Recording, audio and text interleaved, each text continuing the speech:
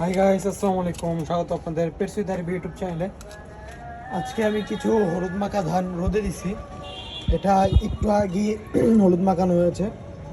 এটা হলুদটা মাখানো খুব সহজ একটা ব্যাপার। এখানে শুধু দুইটা জিনিস ইউজ করা হয়েছে, কাঁচা হলুদ এবং আহ, আমাদের বাসায় যে পেস্টটা থাকে আদা রসুনের পেস্ট। এই আদা রসুনের পেস্ট অল্প একটু। এখানে প্রায় 1 কেজির মতো হবে ধান।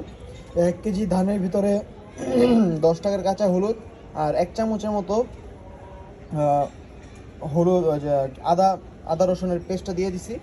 এখন এটা 2 দিনের জন্য রোদে দিব। কড়া রোদ হলে একদিনে হয়ে যাওয়ার কথা, তাও আমি 2 দিনের জন্য রোদে দিব।